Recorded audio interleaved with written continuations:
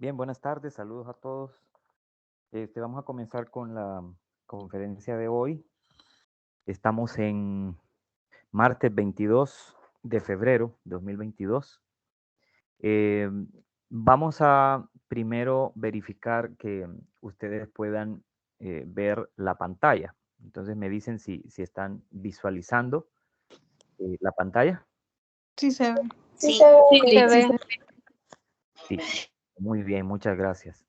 Bien, entonces, si ustedes notaron en la unidad 2, vamos a ir al campus. Si ustedes notaron en la unidad 2, básicamente el tema que debemos comenzar esta semana, el día de hoy, es el de epidemiología. Perdón, el de ecoepidemiología. Ahorita vamos a retomar de inicio, vamos a recordar lo que implica el estudio de la epidemiología, qué es lo que hace al aula, y solamente quiero que visualicen los temas de la unidad 2. Vamos a ver, unidad 2. Entonces, como ustedes pueden ver, vamos a hablar de epidemiología y su conexión con el ambiente, ¿verdad?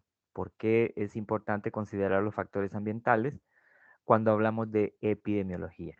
Por ahí en el aula, yo les sugiero descargar unos módulos de epidemiología, que son unos fascículos, unos folletos, que se utilizan incluso en las clases de epidemiología en la universidad. Puede que usen otros también, pero estos módulos se llaman los MOPESE y son varios. Sin embargo, aquí solo están disponibles dos, este que está acá, el fascículo número 1 y el fascículo número 2, debido a que pues tratan de manera muy detallada el tema de la epidemiología. Ahorita vamos a ir a uno de ellos, o vamos a utilizar los dos, de hecho, el día de hoy. Y bueno, por ahí está la presentación que vamos a ver el día de hoy, esta que está acá. Un documento sobre elaboración de mapas de riesgo, después en otra clase lo voy a explicar. Una guía metodológica para esa planificación en salud en casos de emergencia, desastres, por ejemplo, que también tiene que ver con el estudio epidemiológico. Y esto que es sumamente importante, ya lo notaron, es que aquí hay un seminario web que tienen que ver. Cuando lo vean, estoy seguro que les va a gustar. Y por otro lado, cuando lo vean, analícenlo. O sea, pónganle mucha mente a lo que escuchan. Por ahí abajo ya les había indicado el lunes la actividad acumulativa, de la primera actividad acumulativa para esta segunda unidad, este parcial, es hacer este resumen precisamente sobre ese seminario web. Entonces, ahí están las indicaciones. Hágalo para que pueda resolverlo de la mejor forma. Bien, vamos a dejar aquí el aula un momento y nos vamos a ir a, a este módulo. Estos son los fascículos que les menciono. Son módulos que son editados por la Organización Panamericana de la Salud, ¿verdad? Recuerde que la Organización Panamericana de la Salud, o UOPS, es como el brazo derecho en Latinoamérica, o mejor dicho, en América, en toda América, Estados Unidos igual, Canadá, em, de la Organización Mundial de la Salud, ¿verdad? Entonces, en este fascículo número 2 de módulos de epidemiología, nos vamos a ir al concepto. Miren, los conceptos son importantes para que podamos entender mejor qué es lo que estamos estudiando. En la página 11 se encuentra el concepto de epidemiología. Lo vamos a leer y lo vamos a analizar. Epidemiología, dice ahí, es el estudio de la frecuencia y distribución de los eventos de salud y de sus determinantes en las poblaciones humanas, y la aplicación de este estudio en la prevención y control de los problemas de salud.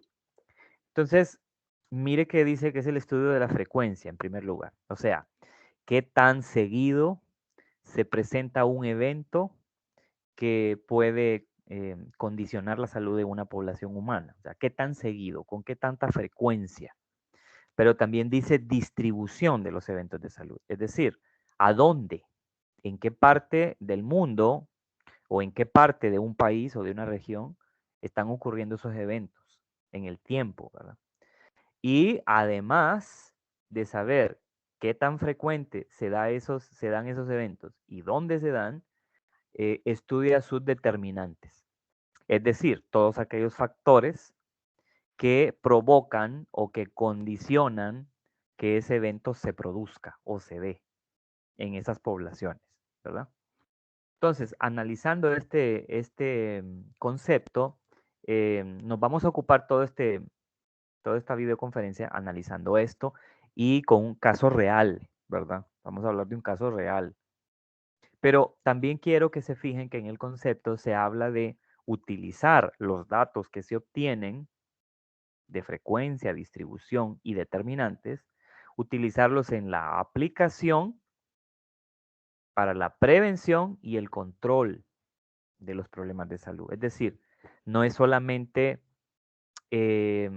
preguntarse qué pasa y responderse al final y con una conclusión plana, sino es utilizar los datos que se obtienen para encontrar medidas de prevención o medidas de control para que no se vuelva a dar o para que se minimicen los efectos nocivos sobre la salud en las poblaciones humanas de cualquier evento, ¿verdad?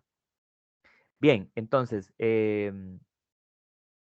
vámonos primero a este otro fascículo. Aquí está el otro fascículo, el fascículo número 2, perdón, el fascículo número 1, en donde vamos a repasar lo que son los determinantes de la salud. Estos determinantes son muy importantes.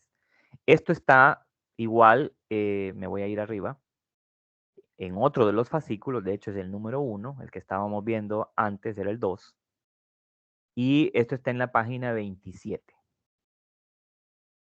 Los determinantes de la salud. Recuerde que la epidemiología es una ciencia de las ciencias médicas, biológicas, que estudia esos determinantes, los factores que condicionan los eventos en salud. Bien, repasemos los determinantes de una forma general y analicémonos, pongámosles un poco de mente. Vamos a entender aquí en este diagrama, probablemente algunos ya lo hayan visto antes. En este diagrama se nos presenta la evaluación de estos determinantes de la salud humana en una forma de túnel. Entonces, si ustedes se fijan, al final del túnel, allá al fondo del túnel, están las personas, están las poblaciones humanas. Y viniendo desde el fondo del túnel, donde está la gente, hasta el inicio, ven que hay dos tipos de determinantes de la salud. Los determinantes proximales, que como su nombre lo indica, son proximales porque están más cerca de la gente, y los determinantes distales, que como las flechas los indican y el nombre los indica, miren, las flechas van hacia afuera, están un poco más alejados de las personas. ¿Qué quiere decir eso de estar más próximos o más alejados? Bueno, quiere decir que esos determinantes proximales, las personas tienen un mayor control sobre ellos, ¿sí? Eso es lo que quiere decir, que las personas en general, las poblaciones humanas, el hombre, tiene un mayor control o un mayor efecto sobre esos determinantes. Mientras que en los determinantes distales no es tan claro eh, el control que se tiene o la incidencia que se tiene por parte de las personas. Ahorita igual lo vamos a estudiar mejor. Solo quiero recordar que más abajito se clarifica que desde el punto de vista epidemiológico, los determinantes proximales también son denominados o llamados microdeterminantes. Y les digo microdeterminantes por lo mismo, porque están más cercanos a las personas y las personas, los humanos, tenemos mayor control sobre esos determinantes o sobre esos factores. Y a los determinantes distales se les denomina también macrodeterminantes. Esto sépalo desde ya, ¿verdad? Si no lo sabía, sépalo desde ya. Macrodeterminantes o determinantes macro, más grandes, ¿no? Eso lo que quiere decir es que no hay un control tan directo de las personas sobre esos factores, sino que tiene más que ver eh, el ambiente, ¿verdad? Bien, entonces, veamos rápidamente lo que es esos determinantes y hablemos un poco de ellos para que podamos entrar al caso que quiero mostrarles para ejemplificar lo que hace la epidemiología. Miren que el primer factor que aparece junto a las personas son los factores, como dice ahí, biológicos y genéticos. ¿Qué quiere decir esto? Bueno, cuando hablamos de factores biológicos y genéticos, nos estamos refiriendo a todo aquello que usted como persona hereda en los genes. Todas aquellas instrucciones que usted hereda a través de los genes y que conforman su ADN y que lo hacen ser a usted quien es. Entonces, si sus papás, por ejemplo, esto es un caso hipotético, es un ejemplo. Si sus papás, por ejemplo, padecían de diabetes o padecen de diabetes, le habrán heredado a usted genes que lo condicionan a usted para padecer diabetes. De hecho, no sé si lo ha escuchado, pero los médicos suelen afirmar que hijo de diabético es diabético o va a ser diabético. Entonces, ¿usted tiene algún control sobre esto? No, en realidad no. Hay que ser claro. Usted no tiene control sobre lo que le heredan sus padres, ¿verdad? No, no lo tiene. Entonces, los factores biológicos y genéticos son todos aquellos que yo heredo. No los pedí, no es que no los quiero o los quiero, es que simplemente los heredé, los tengo aunque no los quiera.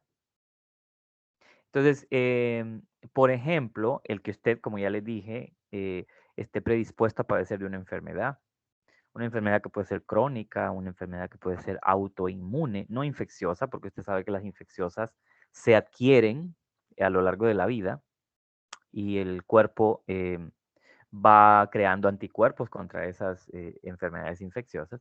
Pero esas cosas que usted hereda ya no puede usted hacer nada.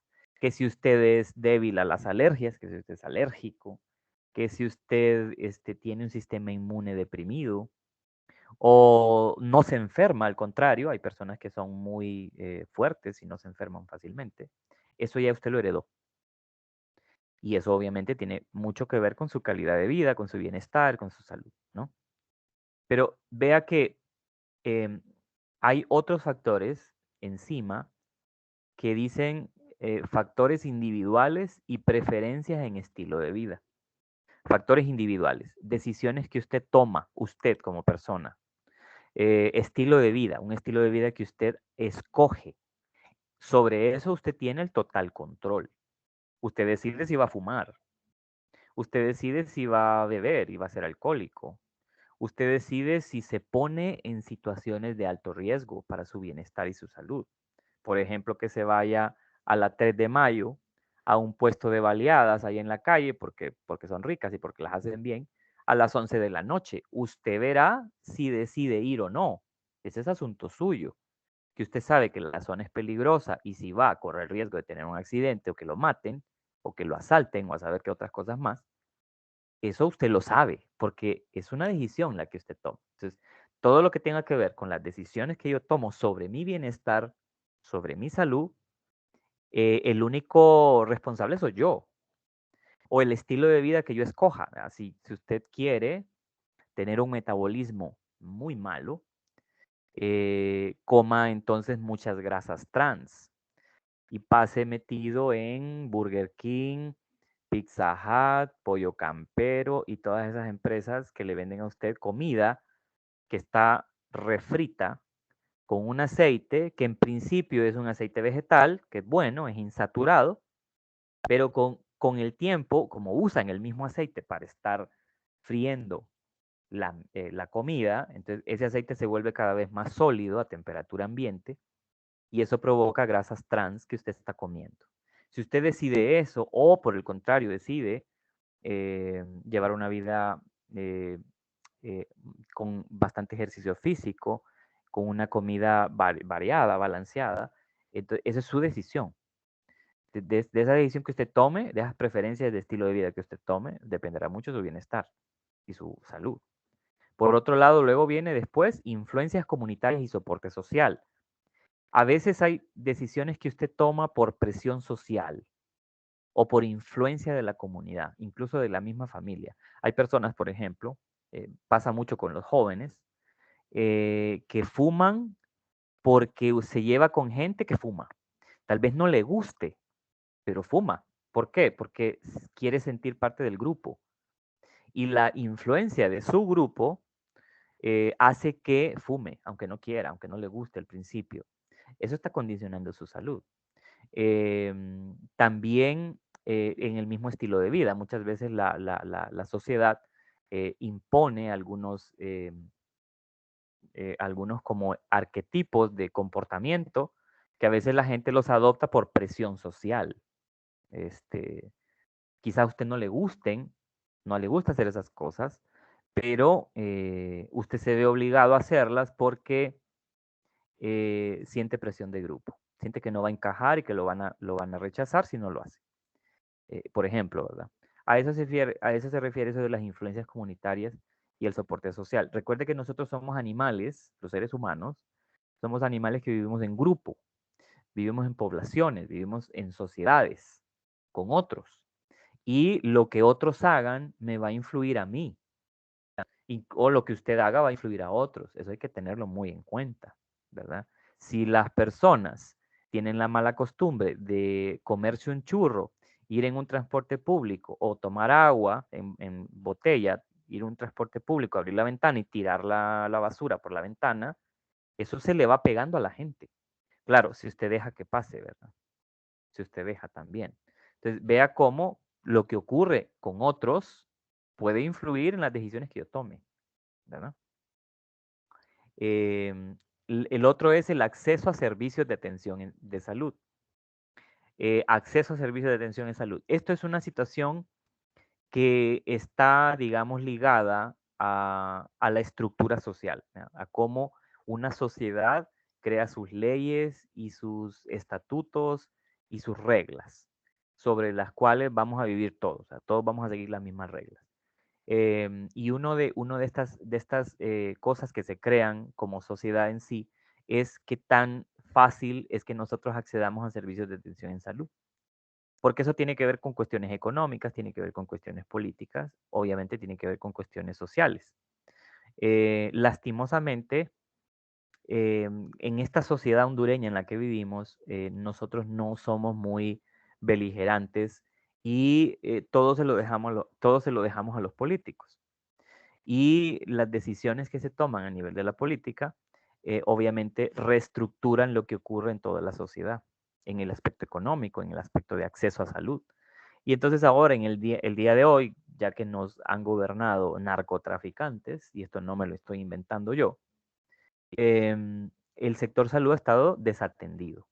Pero como sociedad, si la presión, se hace la presión correcta, se exige a las autoridades que haya un correcto servicio de atención en salud, que usted tenga la oportunidad de ir a un hospital público y lo van a atender de mil maravillas y va a haber de todo, o por lo menos las cosas más básicas para que usted pueda ser atendido y que haya buena atención de parte de los médicos, los enfermeros, las enfermeras, todo el personal que trabaja ahí.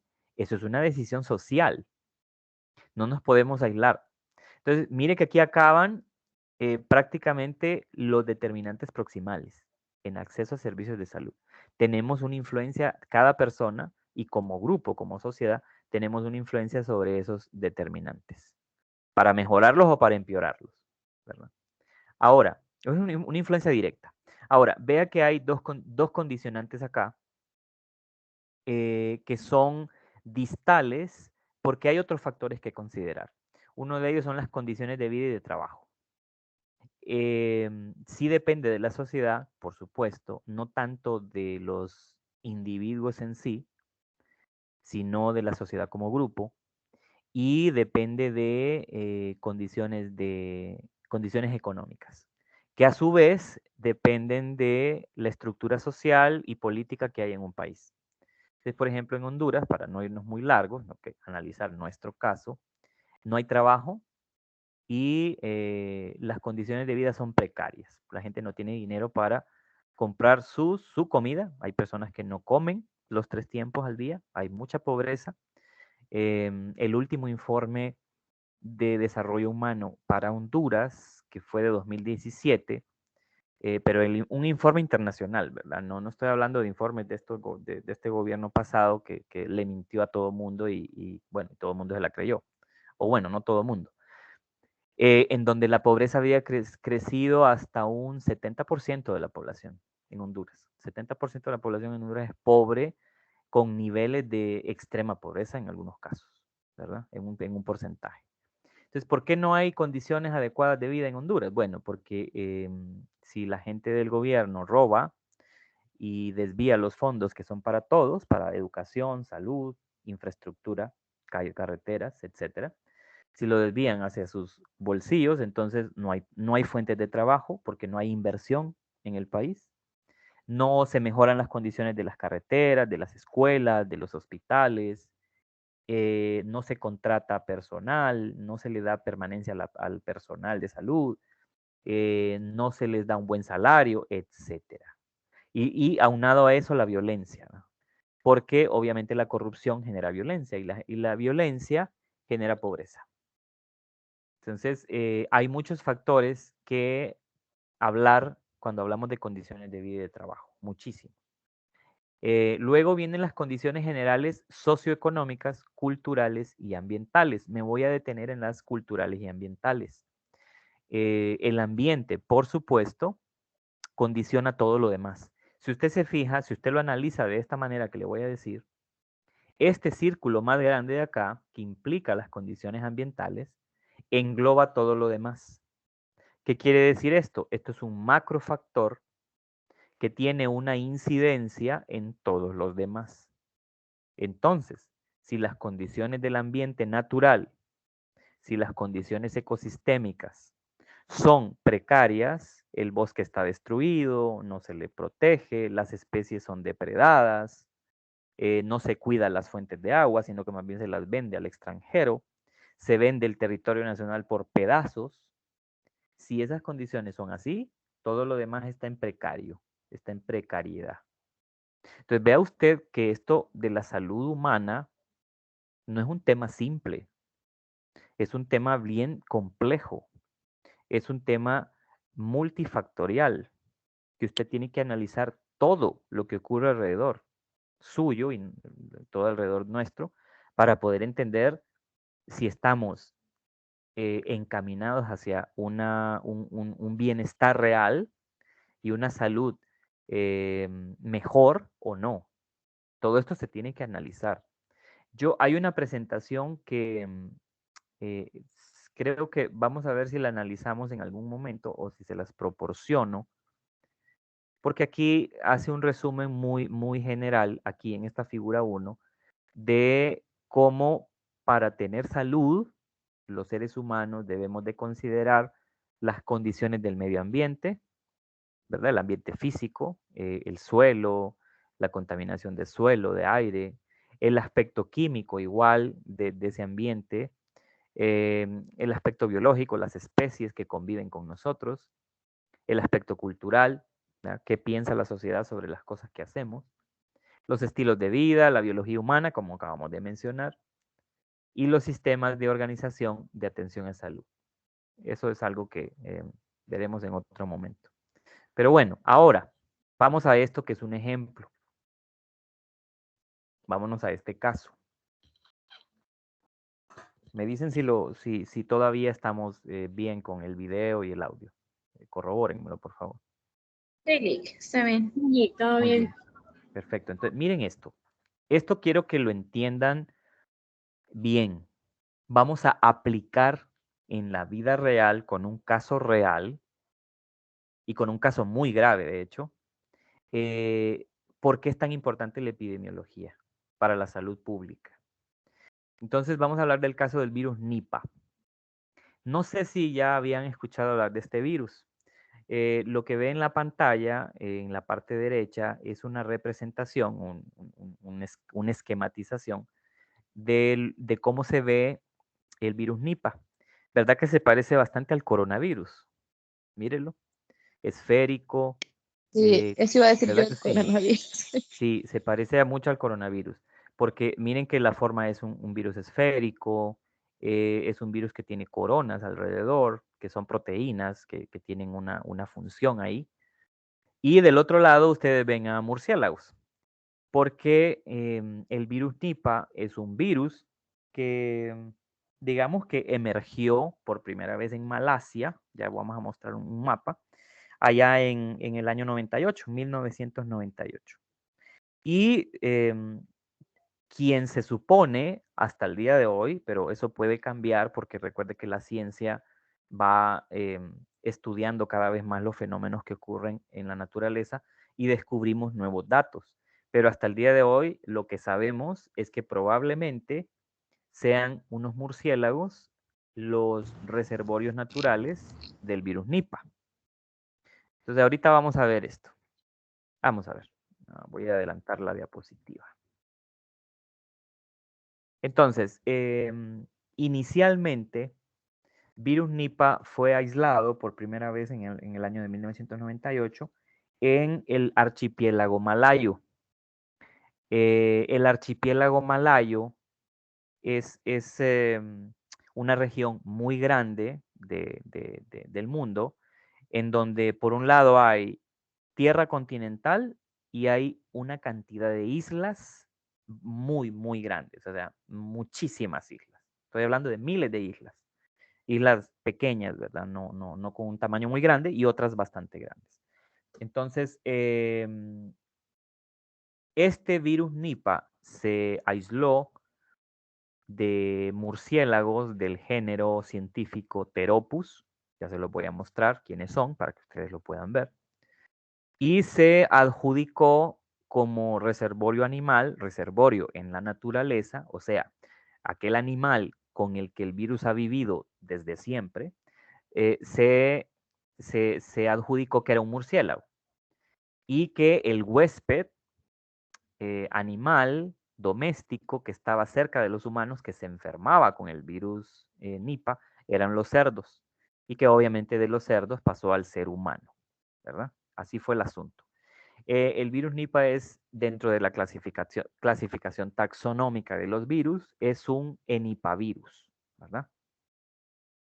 Bien, entonces, en el archipiélago malayo, solo para ponerlos en contexto, como les digo, hay muchos países, hay muchos lugares. Por ejemplo, tenemos Indonesia, Filipinas, Singapur, la isla de Brunei, Malasia, como ustedes están viendo ahí, Timor Oriental, Papúa Nueva Guinea. Es decir, hay una cantidad de países muy, muy, muy amplia. Y es una región del mundo que comparte aguas con el mar, con el Océano Índico y con el Océano Pacífico. Pues el asunto se detectó en Kuala Lumpur, que es la capital de Malasia. ¿Qué pasó en Kuala Lumpur? Pasó lo siguiente. En cerdos, en lugares donde se criaban cerdos, ahí en Kuala Lumpur, se detectó que los cerdos estaban enfermando y muriendo por un virus respiratorio y neurológico, porque también causaba problemas neurológicos en el cerdo, y que se estaba esparciendo muy rápidamente y que brincó a los seres humanos también. O sea que no solamente hubo casos detectados de ese virus que causaba esos problemas neurológicos y respiratorios en los cerdos, sino también en humanos. Obviamente en aquellas personas cercanas a esos cerdos, ¿verdad? Las consecuencias eran letales, porque la verdad es que los cerdos se morían y también hubo personas que se morían. Entonces, ¿por qué es tan grave este virus? Bueno, porque este virus, que no se conocía, causa una encefalitis severa, ¿verdad? Un problema infeccioso bastante severo en el cerebro y una enfermedad vascular en personas, en las personas que se enfermaron con el virus, causaba un problema vascular bastante serio. Entonces hubo un brote en Malasia de ese virus, se le nombró de esa manera debido a la región en donde se aisló en cerdos y por estudios epidemiológicos se detectó o se creyó o se cree todavía que quien es el culpable de contagiar a los cerdos son unos murciélagos frugívoros, o sea, un murciélago frugívoro es todo aquel murciélago que come frutas, ¿verdad? No vaya a pensar que es un murciélago que come sangre y que se le pega al humano del cuello y le chupa la sangre. No, la mayoría de los murciélagos no chupan sangre. En el mundo, los murciélagos que hacen eso, que se alimentan de sangre, que son hematófagos, son unas 4 o 5 especies de todos los murciélagos que hay cientos de especies. Entonces, estos comen fruta. Y en esta región de Malasia se les llama zorros voladores. ¿Por qué se les llama zorros voladores? Es que son bien grandes y parecen un zorro, de esos zorros europeos que son como color rojo, ¿verdad? El pelo, color rojizo. Entonces, mire, este es una de las especies implicadas como reservorio de Nipa. Es el murciélago Pteropus vampirus. No se preocupe que dice vampirus, pero no es un vampiro, ¿verdad? No se alimenta de sangre, no es hematófago. Ya les dije que es frugívoro, come frutas. Y hay otra especie más de Pteropus también, que es el Pteropus hipomelanus, que es otro murciélago de la misma familia, Pteropodide, eh, que también es un animal bastante grande, o sea, son murciélagos muy grandes, y se les dice zorros voladores popularmente porque tienen una apariencia como de un zorro europeo, que son zorros de color rojizo, el pelo, el pelaje, son animales grandes. Pues esos son los dos animales implicados como reservorios naturales del virus. Repito, en este caso, el reservorio natural es el animal en donde el virus ha vivido toda su vida, toda su existencia en la naturaleza, ¿verdad? En el ambiente. O sea, que ha convivido con este murciélago durante toda su existencia y el murciélago no está enfermo, eso hay que aclararlo. Aquí hay un dato bien interesante de los murciélagos como animales.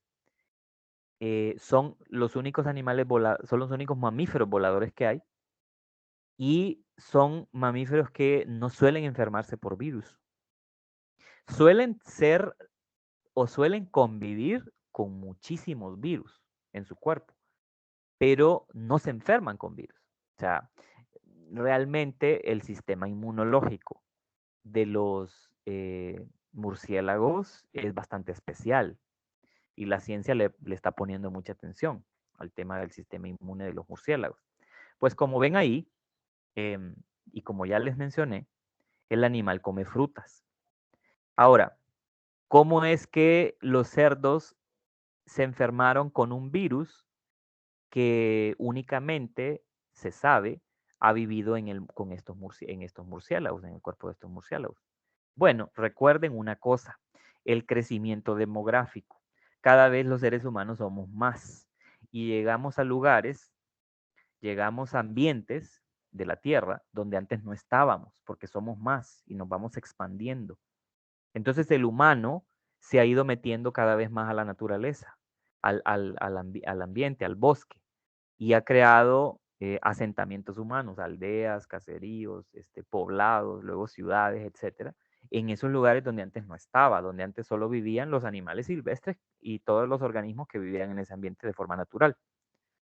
Resulta que el crecimiento de las porquerizas, o sea, de la cría de puercos, se incrementó terriblemente en los años 90 en esa zona de Malasia.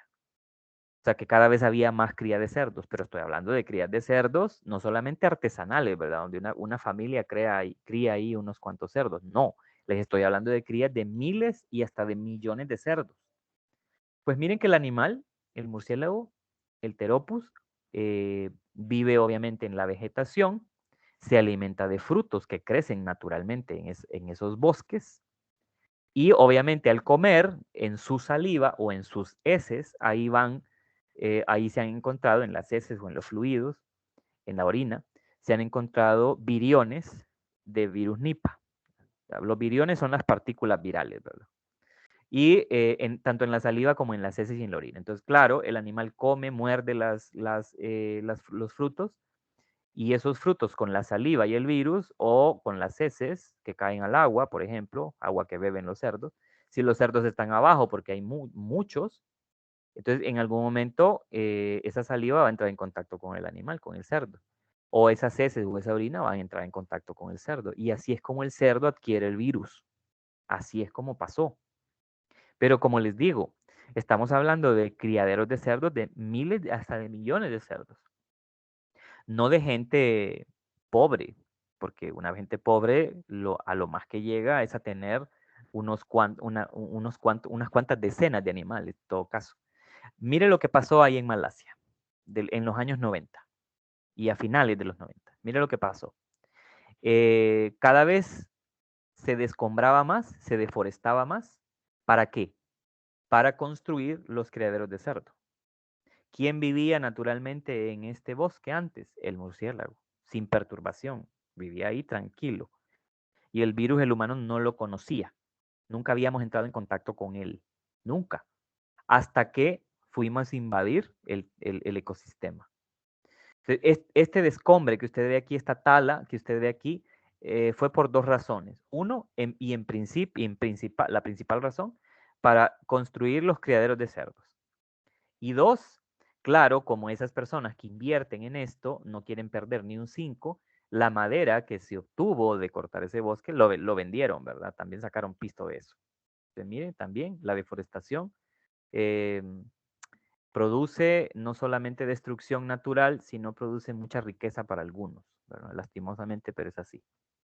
Entonces, los cerdos, como les digo, se infectaban con virus, Nipah, por la saliva en las frutas que caían o por la orina y las heces de los mismos murciélagos. Luego las personas que crían los cerdos o las personas que trabajan en los mataderos y que entran en contacto con fluidos y sangre del cerdo también se enfermaba y muchas de esas personas murieron.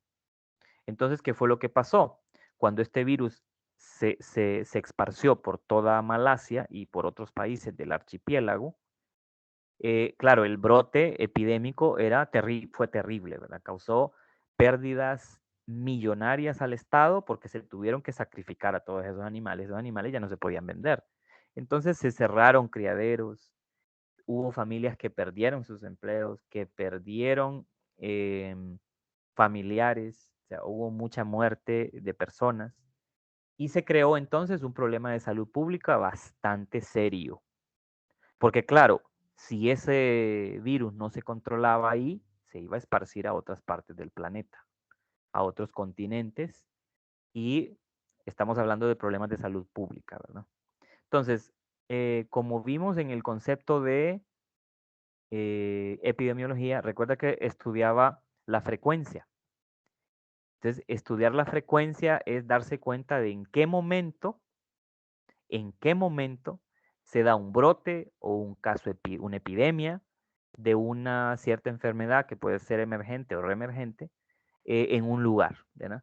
Recuerde que también el concepto decía distribución, a dónde se da el evento y utilizar el conocimiento adquirido de ese evento para poder prevenir otro posible brote epidémico de Nipah, no solamente en Malasia, sino en todo el mundo, y buscar las maneras de hacer control, ¿verdad? Entonces, eso es un caso real que ocurrió en el 98, 1998. ¿Algún comentario, alguna pregunta? Hasta ahorita pueden abrir sus micrófonos y yo con gusto lo comentamos. Tenemos todavía algunas cosas que ver. Sí, Lick, una consulta. Sí, diga. ¿Cuánto duraba el virus en el cerdo o sea, cuánto tiempo para el momento de que él muriera? Y en la persona, ¿duraban lo mismo o eran diferentes? Eran diferentes. En el cerdo, bueno, fíjese que la pregunta es bien interesante y es una pregunta que se contesta desde el punto de vista epidemiológico. Como los criaderos eran de miles de animales, así como usted ve en los mataderos o en los criaderos de gallinas, ¿verdad? ¿Cuántos animales hay ahí? Ahí hay un factor importantísimo en salud pública que siempre se tiene que considerar y es el tema del hacinamiento. Un cerdo enfermo, si está hacinado con otros miles más o con otros cientos de miles más, ese cerdo va a enfermar a una proporción bastante grande de los otros. Entonces, ahí el problema es el hacinamiento. Porque resulta que si se hubieran seguido criando cerdos de manera artesanal, o sea, familias que hubieran tenido sus criaderos ahí de cerdos, muy seguramente no hubiera habido un brote epidémico, no hubiera habido una epidemia. Pero aquí el problema es el hacinamiento, porque estas son crías intensivas, en donde se están criando miles de animales en un mismo lugar. Entonces ya se imagina usted, ¿verdad? Un animal enfermo y más el hacinamiento con otros que son susceptibles de enfermarse, entonces se crea inmediatamente las condiciones para una epidemia. En el cerdo, aquí hay factores biológicos que son bien interesantes. En el cerdo podía durar pues meses o semanas o meses, perdón, la infección en el animal antes de matarlo. Semanas, repito, o hasta meses. ¿Por qué? Porque es interesante que los seres vivos, cada individuo de una especie cualquiera, tiene una respuesta inmune diferente. Entonces hay cerdos más resistentes y ahí había otros que eran más débiles, ¿verdad? Porque obviamente en un lugar donde hay tantos animales, unos se van a alimentar mejor, otros no. Tal vez unos reciben un mejor trato que otros, etcétera. Entonces, podían ser semanas o algunos meses. Los humanos se complicaban más. Eso sí es interesante. En los humanos, el momento de infección, que no se sabía exactamente en qué momento era, hasta el desarrollo de los síntomas y la muerte era rápido, semanas. Entonces, el hacinamiento, qué bueno que preguntó, es un factor determinante que debe de considerarse en cualquier estudio epidemiológico que se haga para determinar por qué una enfermedad o por qué un virus, una bacteria o cualquier agente infeccioso está provocando brotes o epidemias. Siempre hay que considerar eso. Lo que pasó, por ejemplo, recientemente con lo del COVID, los primeros casos que se reportaron de COVID fue en un mercado grandísimo en China, en una región de China, ¿verdad? En Wuhan, en una provincia que se llama Wuhan. No, perdón, la provincia se llama Hubei y Wuhan se llama el sitio, como la localidad. Fue en un mercado y en ese mercado había una cantidad de personas que trabajaban ahí y una cantidad de animales que estaban hacinados, porque ahí se venden animales vivos para que la gente los lleve y los coma, cosa que es una estupidez, pero bueno, el humano es así, es estúpido en ese aspecto, no considera la salud pública, no considera el hacinamiento y no considera que un animal puede ser un reservorio de una cantidad de agentes infecciosos tremenda y que si lo acercamos a otros que son susceptibles de enfermarse, lo más seguro es que vaya a haber en algún momento un brote de una epidemia. No sé si le respondí su pregunta, si está satisfecha. Seguimos. Un ratito más. ¿Sí? Lick, otra consulta. A ver. Ya que la enfermedad se basa del animal y se pasa al humano, ¿cómo se llamaba eso? Me acuerdo que empezaba como con sol, pero no sé si es zoología o... Es una Me acuerdo zoonosis. que- Es una sí, zoonosis. sí, me acuerdo, Sí. porque en epidemiología 1 algo así nos había explicado la licenciada, que a veces los virus también pasan de animales a humanos. O viceversa. Viceversa, sí. Nosotros podemos enfermar a un animal también. Eso pasó, por ejemplo, con varias influencias que los seres humanos portamos. Hemos enfermado a otros animales domésticos que viven con nosotros, los hemos enfermado. Entonces, eso se llama una zoonosis, es una enfermedad infecciosa que puede transmitirse entre humanos y animales o animales y humanos. Sí, así es. Bueno, vamos a continuar un momento más. No hemos terminado esta presentación, pero vamos a avanzar con algo interesante. Entonces, vean ustedes lo importante del estudio epidemiológico, lo importante de la epidemiología. Saber qué factores determinan qué pasó en un lugar determinado, en un tiempo determinado, qué pasó para que ese evento se diera, qué factores ambientales favorecieron la aparición de ese brote o de esa epidemia. Cuándo fue, a dónde fue, qué medidas hay que tomar para que no se disperse el problema o para prevenir el problema. Eso es epidemiología. Yo siento, yo les voy a comentar algo muy personal. Siento que en las ciencias médicas la epidemiología es lo más bonito, porque es que se hace preguntas de qué pasa y busca las respuestas. Y en este trabajo epidemiológico no solamente trabajan biólogos, farmacéuticos, em, ep- ¿cómo se llama? Genetistas, microbiólogos, trabaja una cantidad de gente más, ¿verdad?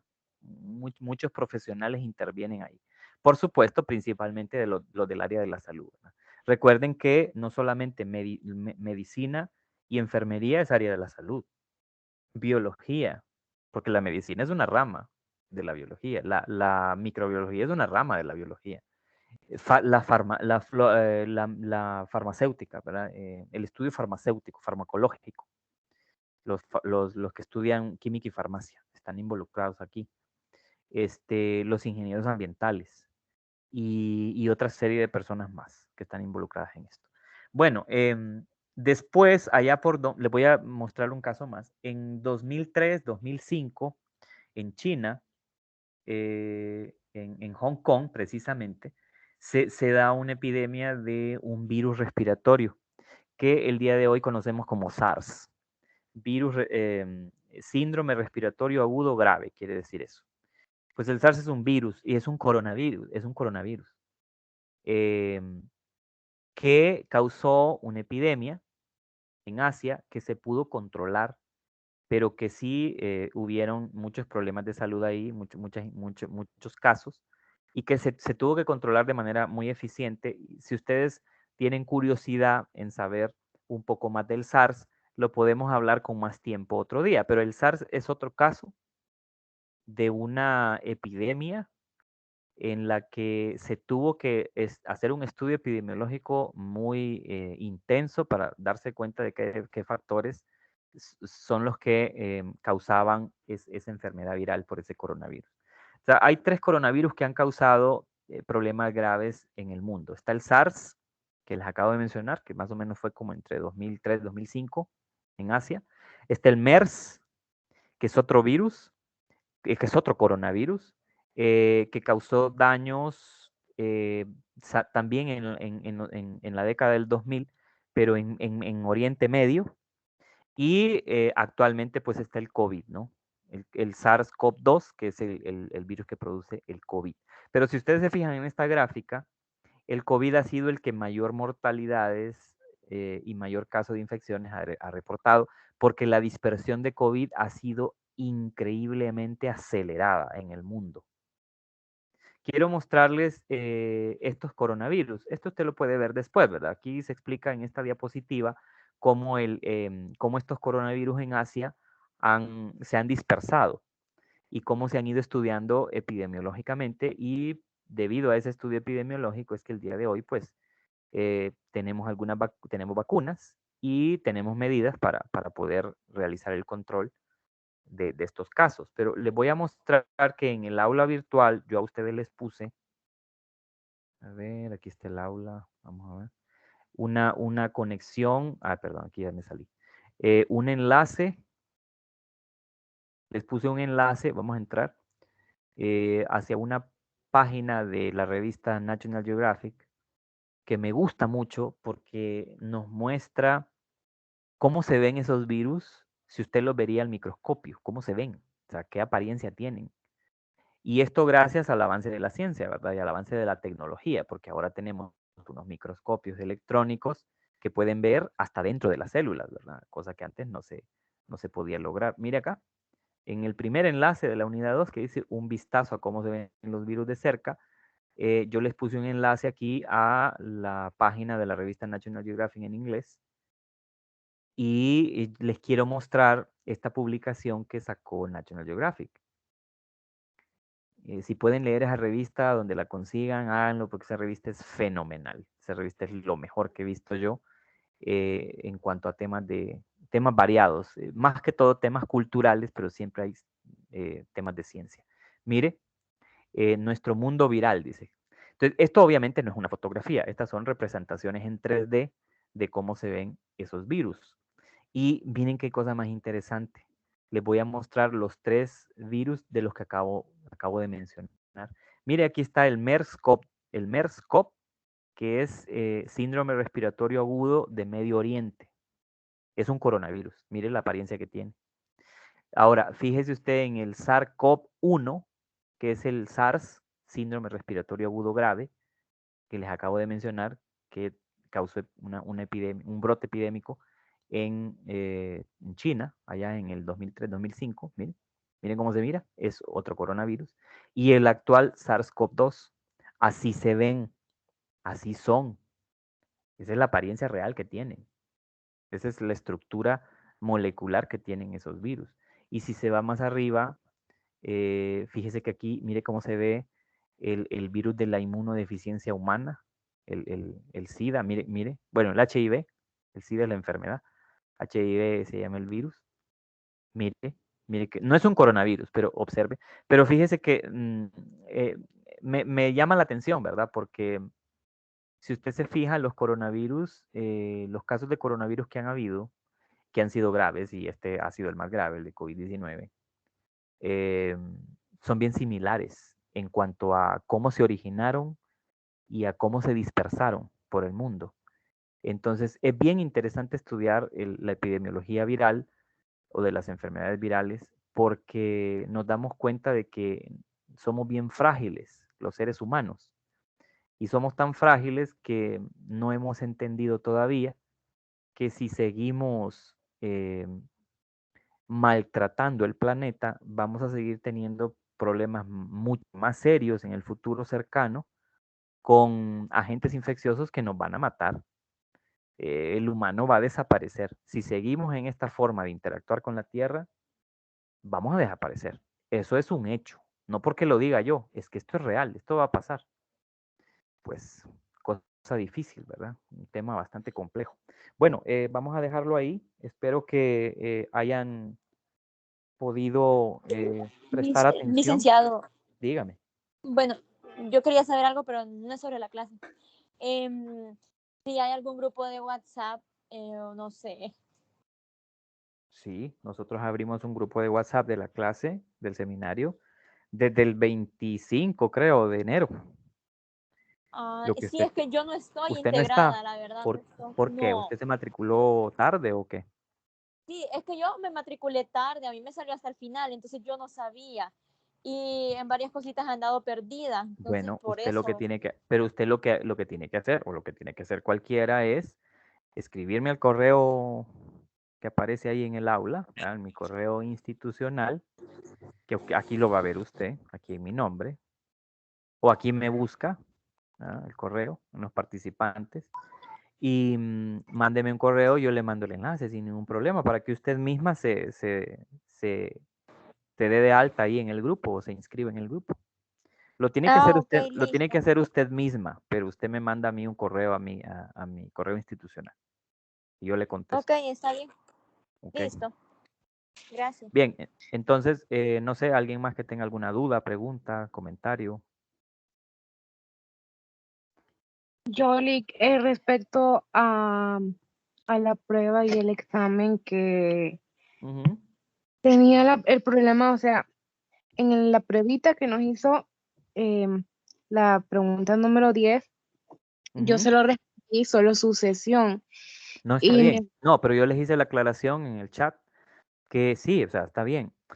Si ustedes se fijaron en la revisión, usted podía poner sucesión o podía poner sucesión ecológica o sucesión secundaria y todas esas respuestas están bien.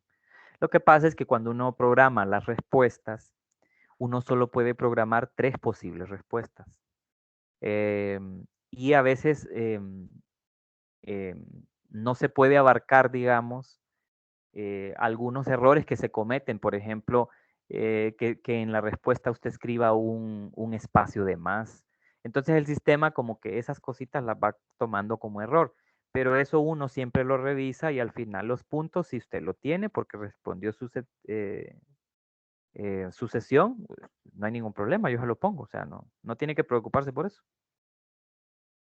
Sí, es que mi preocupación es que usted ¿verdad? De evaluarlo como buena, porque en el examen también me pasó como no me le evaluó completo el punto, dije yo tengo que escribir las 2 palabras Sí, y es que hay personas que pueden recordar, por ejemplo, que se llama sucesión, el fenómeno, y entonces escriben sucesión. Pero puede que lo escriban con la primera letra en mayúscula y todas las demás en minúscula. Ahí se lo va a tomar como malo el sistema. O puede ser que escriba sucesión ecológica y que no lo escriba pegado, sino que ponga un espacio en medio. Entonces, se la toma como O como que mala. salga con acento también. O que salga con acento. Entonces, esas cosas siempre se revisan. En ese tipo de preguntas uno siempre revisa eso. Así que no, ahí no se preocupe. Yo, por cierto, ese examen lo voy a sacar cuánto llevan acumulado en el primer parcial, la primera unidad, a más tardar el fin de semana. O sea, yo les voy a avisar para que esas notas se vayan teniendo ya desde ahorita y no vaya a haber ninguna duda después, pues a eso me refiero. ¿Sí? sí, porque el cuadro también que habíamos subido de determinantes de las Ese no lo perturbaciones, ese no lo he exacto, revisado, pero ese yo no lo he entonces, revisado. Eso lo tengo que revisar yo personalmente, no he tenido tiempo. Entonces yo lo voy a ya, revisar, ¿verdad? Cuando ya lo revise, comúnmente me estoy un día entero en eso, cuesta revisarlo, estoy un día entero en eso, yo les digo, bueno, ya lo revisé, entonces ya les aparece la nota. Bien, entonces, ok. no hay problema, el que tenga que retirarse porque tiene otra clase, no hay ningún problema. Bueno, entonces continuamos pronto. Yo probablemente les suba otro video esta semana, pero recuerden que hay un seminario que tienen que ver. Mírenlo, incluso les va a gustar. Entonces, yo seguro que este seminario les va a gustar, es bien interesante.